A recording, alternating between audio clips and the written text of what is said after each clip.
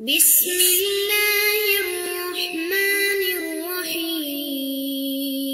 الحمد لله رب العالمين والصلاة والسلام على أشرف الأنبياء والمرسلين أما بعد فأستعيذ بالله من الشيطان الرجيم بسم الله الرحمن الرحيم. السلام علیکم ورحمۃ اللہ وبرکاتہ. عزیز طلبہ کرام، امید کرتا ہوں احباب خیر سے ہوں گے.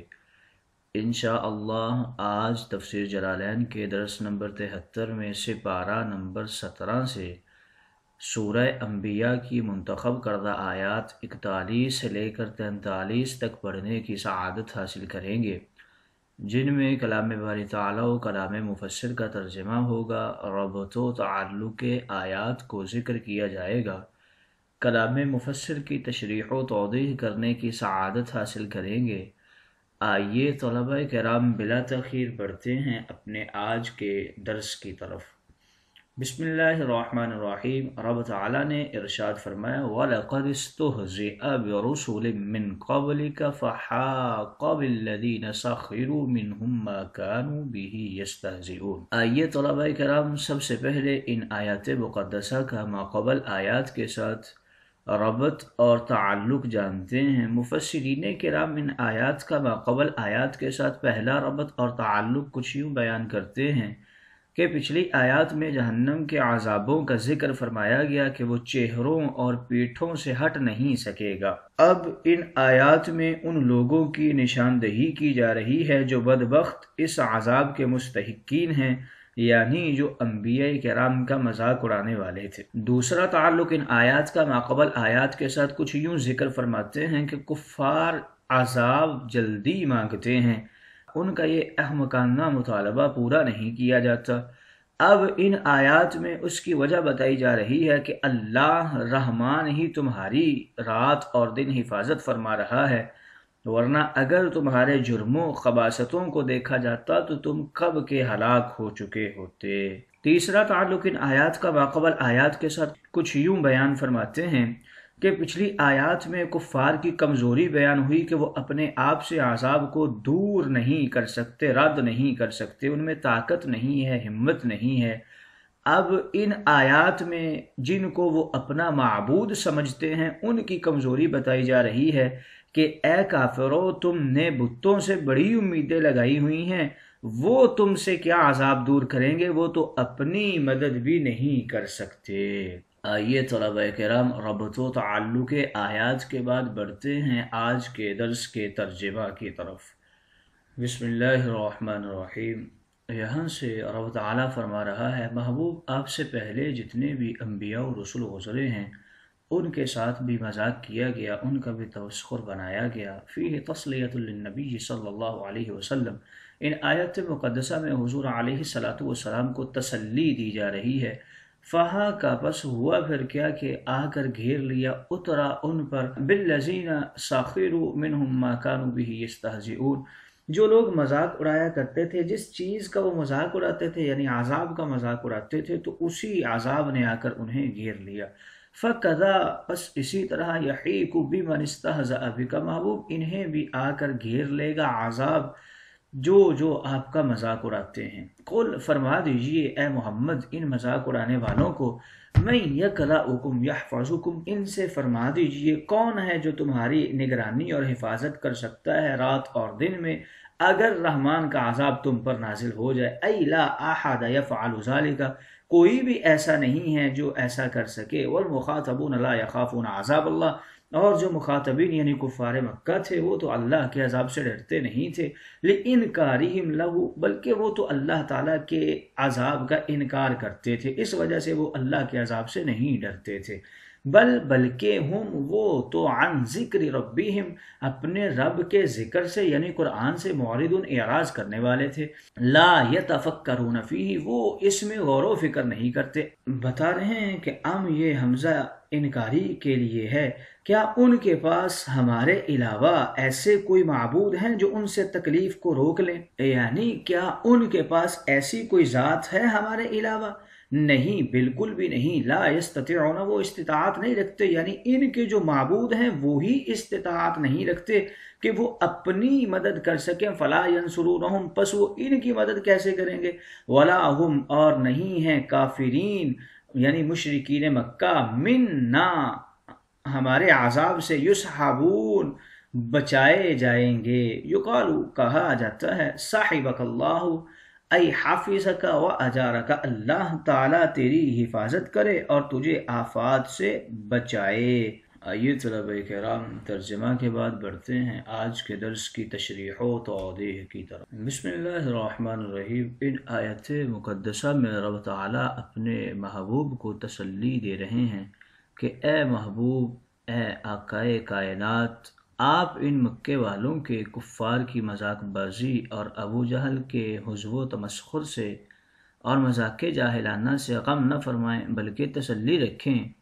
یہ حماقتیں تو ان کفار کی پرانی عادت ہیں، اس طرح کہ البتہ بے شک ان منکرین کی طرف سے مذاق بنایا گیا ان کثیر صاحب شریعت رسولوں کا جو بھی آپ سے پہلے گزرے ہیں، اور ان بدبختوں نے کبھی ان کو اپنے جیسا کمزور بشر، معمولی انسان بے اختیار سمجھا، اور کبھی ان کو طاقتور اور جادو، کبھی شاعر، کبھی کاہن، کبھی مجنوں کہہ دیا، اور ان گستاخیوں کے پردے میں نبوت، قوت و کمال، شان و اختیار کا انکار کر دیا، اور مذاقاً تمسخرانہ لہجے میں قسم قسم اور طرح طرح کے بیہودہ سوال کرتے رہے۔ تو گویا محبوب آپ پریشان نہ ہوئیے ان کی ان حرکتوں سے، لیکن جو ایسا کرتے تھے پھر ان کے ساتھ رب تعالیٰ نے کیا ہے، فَحَاقَ بِالَّذِينَ سَخِرُوا مِنْهُمْ مَا كَانُوا بِهِ يَسْتَهْزِئُونَ، بس پھر نازل ہو گیا، وارد ہو گیا ہر ایک پر اپنے اپنے دور میں، ہر زمانے کے منکرین پر جنہوں نے مذاق کیا تھا، وہی عذاب جس کو وہ تمسخر سمجھتے تھے اور جس کی وجہ سے وہ ہنسی کیا کرتے تھے، مذاق اڑایا کرتے تھے۔ فَكَذَا يَحِيكُ بِمَنِ اسْتَهْزَأَ بِكَ، محبوب اسی طرح ان لوگوں کے اوپر بھی وہ عذاب آ جائے گا جو آپ کا مذاق اڑاتے ہیں۔ محبوب کہہ دیجئے ان لوگوں سے کہ کوئی بھی تمہیں رب تعالیٰ کے عذاب سے نہیں بچا سکتا، دن اور رات میں اگر اس کا عذاب نازل ہو جائے تو کون ہے ایسا جو تمہیں اس کے عذاب سے بچا لے گا۔ وَالْمُخَاطَبُونَ لَا يَخَافُونَ عَذَابَ اللَّهِ لِإِنْكَارِهِمْ لَهُ، اور جو کفار مکہ تھے وہ تو اللہ تعالیٰ کے عذاب کے منکر تھے، اس لیے وہ اللہ کا خوف نہیں رکھتے تھے۔ بل ہم عن ذکر ربہم معرضون، بلکہ وہ تو اپنے رب کے ذکر کرنے سے ہی منہ پھیرنے، چہرے موڑنے والے ہیں۔ حقیقی محسن کائنات کا یا اس کے شکریہ کا کبھی خیال ہی انہیں تو نہیں آیا، نہ اس کو رحمان مانتے ہیں، نہ اس کے قرآن کو اس کا کلام سمجھتے ہیں، نہ اس کے نبی کو تسلیم کرتے ہیں، نہ ان کی نصیحتوں پہ عمل کرتے ہیں، نہ اس کے کسی شکر کے یہ احسان مند ہیں، بلکہ یہ تو منہ موڑے ہوئے ہیں اپنے رب سے۔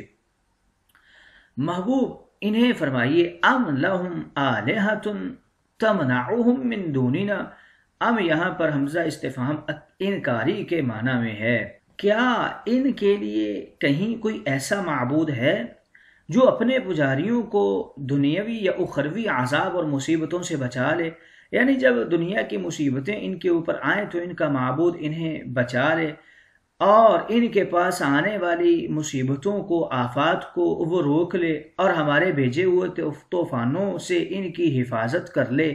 کیا ایسا کوئی ان کے پاس ہے ہمارے علاوہ ان کے الہ میں سے؟ نہیں، بالکل بھی نہیں۔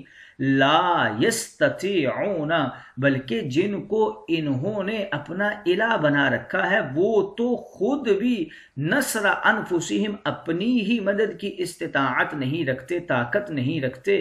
فلا ینصرونہم، پس کیسے ممکن ہے کہ وہ ان کی مدد کریں؟ ولا ہم، اور نہیں ہیں یہ کفار من عذابنا یسحبون، ہمارے عذاب سے یہ کبھی بھی نہیں بچائے جائیں گے، یجازون بدلہ دیا جائے گا انہیں، یقالو ایک جملہ عرب کے اندر بولا جاتا ہے، صاحبک اللہ ای حافظک و اجارک، اللہ تعالیٰ تیری حفاظت فرمائے اور تجھے آفات سے بچا لے۔ ان آیات کریمہ میں مفسرین کرام کچھ اقوال فرماتے ہیں کہ وَلَقَدِ اسْتُهْزِئَ، اس آیت کے وجہ نزول میں 3 قول ہیں۔ ایک یہ ہے کہ یہ آیت نبی کریم علیہ السلام کی تسلی کے لیے نازل کی گئی تھی اور تسکین قلبی اور حزن و ملال اور افسوس دور کرنے کے لیے نازل فرمائی گئی تھی۔ دوسرا یہ ہے کہ صحابہ کرام اور تا قیامت مسلمانوں کی تسلی و تشفی کے لیے یہ آیت مقدسہ نازل ہوئی ہے۔ اور تیسرا یہ ہے کہ آیت اگلے پچھلے موجودہ کفار کی کفریہ حرکات اور احمقانہ عادات و گستاخانہ خصلات بیان کر کے مشہور کرتے ہوئے اور سابقہ انبیاء کرام کی شان صبر و تحمل، استقامت و تحمل ظاہر فرمانے کے لیے نازل ہوئی۔ فحاقہ کے حوالے سے مفسرین کرام کچھ اقوال کرتے ہیں۔ پہلا یہ ہے کہ اس کا معنی ہے وہ عذاب ایک دم نازل اور وارد ہو گیا۔ دوسرا یہ ہے کہ جب کفار اس عذاب کے مستحق ہوئے تب وہ عذاب ان کے لیے ضروری ہو گیا۔ من الرحمن کے اندر 5 اقوال ذکر کرتے ہیں۔ پہلا یہ ہے کہ یہ اللہ رحمان کی طرف سے بھیجے ہوئے دنیاوی حادثاتی مصائب سے کون بچاتا ہے۔ دوسرا یہ ہے کہ یہ خود اللہ کی طرف سے بھیجے ہوئے آسمانی عذاب سے ان کو کون بچاتا ہے۔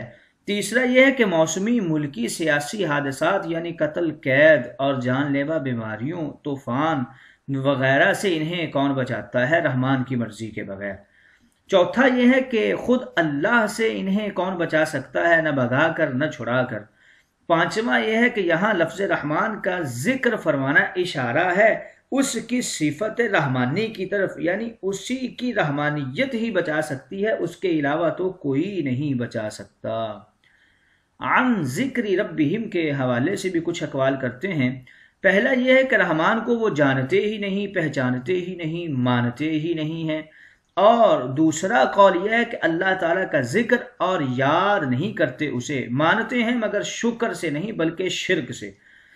تیسرا قول اس میں یہ کرتے ہیں کہ یہ اس کی وحدانیت پر ایمان نہیں لاتے۔ چوتھا قول اس کے حوالے سے یہ کرتے ہیں کہ قرآن مجید یعنی کلام الہی کو نہیں مانتے، جیسا مفسر علام صاحب جلالین نے ذکر کیا ہے۔ اور پانچواں قول اس میں یہ کرتے ہیں یہ نبی کریم رؤوف الرحیم صلی اللہ علیہ وآلہ وصحابہ وسلم کو نہیں مانتے۔ آئیے طلبہ کرام درس کی تشریح و توضیح کے بعد بڑھتے ہیں آج کے درس پر ہونے والے اعتراضات کی طرف۔ پہلا اعتراض یہ ہوتا ہے کہ فرمایا گیا وَلَقَدِ اسْتُهْزِئَ بِرُسُلٍ مِّن قَبْلِكَ، یہ آیت مقدسہ حضور علیہ السلام کو تسلی اور تشفی دینے کے لیے اتاری گئی ہے، جس سے معلوم ہوا کہ کفار کے استہزاء کی وجہ سے نبی کریم کو تسلی نہ رہی، اور تسلی نہ رہنا یہ بے سکونی کی علامت ہے، اور جب بے سکونی آ جائے تو وہ تبلیغ امور میں رکاوٹ ڈال دیتی ہے، اور یہی کفار کا مقصد تھا کہ تبلیغ اسلام کے جو امور ہیں وہ بند ہو جائیں، یعنی کفار جو تھے وہ اپنے مقصد میں کامیاب ہو رہے تھے اور نبی کریم یا تو تبلیغ اسلام کم کر رہے تھے یا ویسے ہی بند کر رہے تھے۔ اس لیے جلد از جلد ان آیات مقدسہ کو نازل کر کے سرکار دو عالم کو تسلی دی گئی تاکہ وہ تبلیغ کا کام جاری رکھ سکیں۔ اگر ایسا ہی تھا تو یہ تو شان نبوت کے خلاف ہے۔ جواب اس کا کچھ یوں دیتے ہیں کہ یہ جو آیات مقدسہ ہیں یہ نبی کریم کی تسلی کے لیے ہی نازل ہوئی تھیں، لیکن تسلی دینے کی 3 وجوہ ہوتی ہیں۔ پہلی، کبھی مایوسی کو دور کرنے کے لیے تسلی دی جاتی ہے، کبھی تردد کو دور کرنے کے لیے ہوتی ہے، اور کبھی غم اور افسوس کو دور کرنے کے لیے ہوتی ہے۔ اگر مایوسی کو دور کرنے کے لیے تسلی دی جائے تو اس حالت میں یعنی مایوسی کی حالت میں رکاوٹ ہوتی ہے جس سے تبلیغ بند ہو سکتی ہے۔ تردد کی صورت میں سستی پیدا ہو جاتی ہے، مگر غم کی کیفیت میں نہ رکاوٹ ہوتی ہے اور نہ ہی سستی ہوتی ہے۔ لہٰذا حضور علیہ السلام کو غم کی حالت میں آپ پر اس آیت مقدسہ کو نازل کیا گیا تھا، اور آپ کو غم کس چیز کا تھا کہ لوگ آپ کو مانتے ہوئے بھی، جانتے ہوئے بھی کہ آپ اللہ کے رسول ہیں، پھر بھی ابدی جہنم کا فیصلہ کیے ہوئے ہیں آپ پر ایمان نہ لانے کی وجہ سے۔